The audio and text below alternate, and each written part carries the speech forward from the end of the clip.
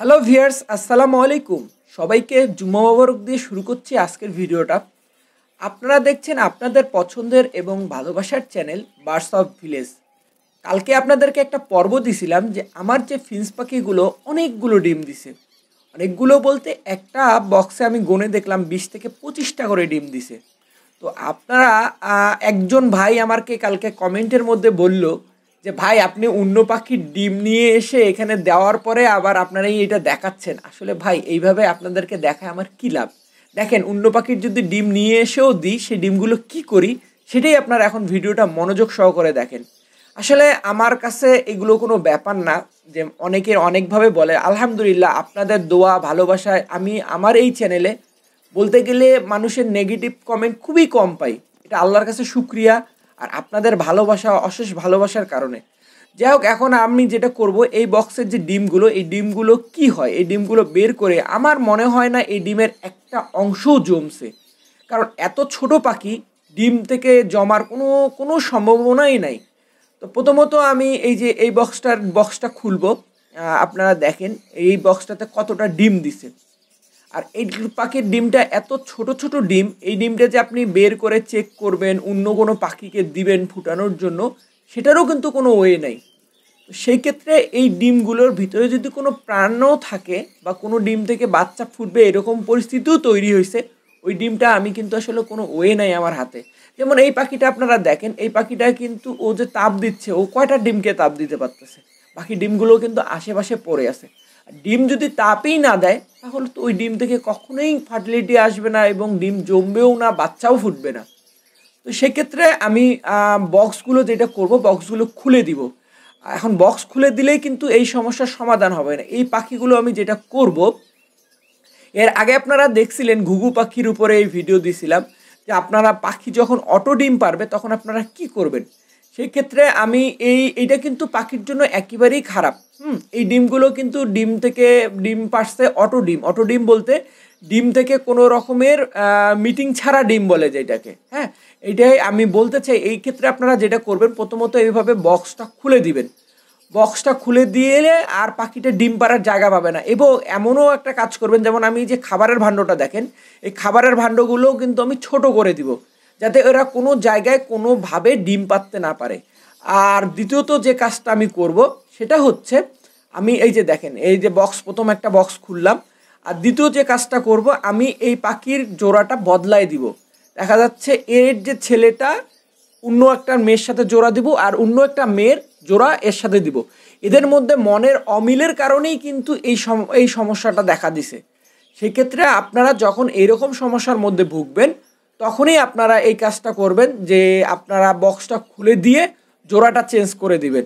জোড়া চেঞ্জ করে দিলেই হবে না, আমি যে ব্রিডিং কোর্স করাই, আপনার ব্রিডিং কোর্সের উপর একটা ভিডিও দেওয়া আছে, সেই ব্রিডিং কোর্সটা পাখিগুলোর উপর আপনারা অ্যাপ্লাই করবেন, করে আবার নতুন করে শুরু করবেন। তারপরে দেখবেন যদি পাখিটা জোড়া হয়ে যায়, তারপরে আপনারা পাখিটাকে বক্স দিয়ে দিবেন। তো আমি জানি না কতটুকু আপনাদেরকে বুঝাইতে পারছি, কিন্তু তার আগে আরেকটা কথা বলতে চাই। আপনারা যদি আমার এই চ্যানেলে নতুন ভিউয়ার হয়ে থাকেন, ইউটিউবে অবশ্যই সাবস্ক্রাইব করবেন এবং ফেসবুকে ফলোয়ার বাটনটা অন করে রাখবেন। নতুন নতুন ভিডিও পাওয়ার জন্য নোটিফিকেশনটা অবশ্যই চালু করে রাখবেন। তাহলে ভিডিও দেওয়া মাত্রে আপনারা ভিডিওটা দেখতে পারবেন। আর একটা কথা, আপনাদের মনে হয় যদি এই ভিডিওটা দেখে উপকারে লাগতেছে, অন্য কারো উপকারে আসবে, সেক্ষেত্রে নিজ দায়িত্বে প্লিজ শেয়ার করে দিবেন। আমার না, অন্য কোনো এক পাখি প্রেমিকের হয়তোবা এটা দেখে উপকারে আসবে। তো বক্সগুলো খুলতেছি অনেক সেন্সিটিভ ওয়েস, কারণ হচ্ছে আমি আরেকটা বার ট্রাই করবই যে যদি ডিম থেকে কোনো রকমের জমে থাকে, যদি হয়, সেক্ষেত্রে আমি ওইভাবে করতেছি। আর এত মায়া লাগতেছে, এতগুলো ডিম নষ্ট হয়ে যাচ্ছে, আসলে আমার হাতে কোনো অপশন নাই, ডিমগুলো নষ্ট করতেই হবে। দেখেন, মনে হচ্ছে কালকে এক ভাই আমাকে কমেন্টে বলল, খুব মজা পাইছে, যে পরিমাণে ডিমের দাম, এইভাবে যদি আমার বেশি না 3 জোড়া মুরগি থাকতো, আর মুরগি যদি নিয়মিত এইভাবে কন্টিনিউ ডিম দিত, তাহলে মনে হয় না আমার ফ্যামিলিতে আর ডিম কিনে খাইতে হতো। তো মজা করে বললাম, আপনারা দোয়া করবেন আমার পাখিগুলোই যত কিছু দেয় আমাকে, আলহামদুলিল্লাহ এটা অনেক অনেক মুরগির চেয়েও ভালো কিছু দেয়। আপনারা দেখে থাকেন নিয়মিত কিন্তু আমার পাখিগুলো ডিম বাচ্চা করে, এক কথা রোবট পাখির মতো। তো সেটা আল্লাহর কাছে শুকরিয়া আদায় করতে হবে। এমনি মজা করে বললাম, এখন যে মুরগির ডিমের দাম আমাদের বাংলাদেশে, সেই ক্ষেত্রে বললাম যে এতগুলো ডিম নষ্ট হচ্ছে, এটা আমার কথা না, এক ভাই আর কি কমেন্টে বলতেছিল। তো দেখি এই বক্সটার কী অবস্থা, এই বক্সটারও সেম অবস্থা। এবং ডিমগুলো আপনারা দেখে একটা জিনিস ভালোভাবেই বুঝতে পারতেছেন, ডিমগুলো কিন্তু একটাও ফার্টিলিটি হয়নি।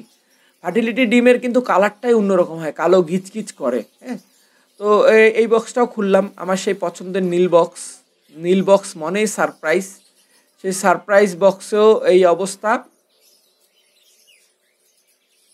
এবং আপনারা অবশ্যই জানাবেন ভিডিওটা দেখার পরে আসলে আমার ভিডিওটা অনেকে যেমন বললো যে আমি বানাই ডিম অন্য জায়গায় ডিম নিছি, আসলে এতগুলো ডিম আমি কোথায় পাবো? আপনারা দেখছেন কালকের একটা ভিডিওতে আমি প্রতিটা বক্স টু বক্স আপনাদেরকে দেখাইছি, বাচ্চা নিয়ে আসে, ডিম নিয়ে আসে, ফুটাইছে।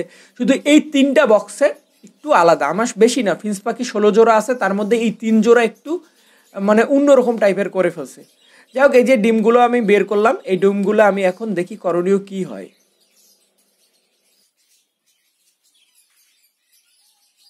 আলহামদুলিল্লাহ, মোটামুটি একটা মিশন কমপ্লিট হইলো। আপনারা এতক্ষণ থেকে দেখলেন যে দেখেন আমার পুরো কিন্তু ঘামি ঘুমি শেষ। সেটা হচ্ছে যে দেখলেন 3টা বক্সে কতগুলো ডিম দিছে। 3টা বক্সে আমি হিসাব করলাম প্রায় 75টা ডিম দিছে। 75টা ডিম দিছে 3টা বক্সে। তাহলে বুঝেন যে এত ছোট একটা পাখি, এই 75টা ডিমের কিন্তু একটা ডিমেরও কোনো দাম নাই, কারণ একটা ডিম থেকেও কোনো বাচ্চা ফুটবে না, কারণ এটা হচ্ছে অটো ডিম। আর এই ফিন্স পাখিগুলোকে আমি কিভাবে আবার নতুন করে পেয়ার দিই বা কিভাবে সেট আপ দেয়, এটা নিয়ে ইনশাল্লাহ খুব দ্রুত একটা ভিডিও দেখতে পারবেন। আজকের এই ভিডিওতে আমি এত কিছু বললাম না, শুধু জাস্ট দেখাইলাম যে দেখেন এই যে ফিন্স পাখি, এত ছোট পাখি কতগুলো করে ডিম পাচ্ছে একটা বক্সে। 3টা বক্সে 75টা ডিম পাইলাম। যাই হোক, এতক্ষণ আমার সঙ্গে থাকার জন্য অসংখ্য ধন্যবাদ। এরকম একটা মিশন কমপ্লিট করলাম। তো নেক্সটে হয়তো কোনো নতুন এক ভিডিও নিয়ে আপনাদের সামনে চলে আসবো। আসসালামু আলাইকুম।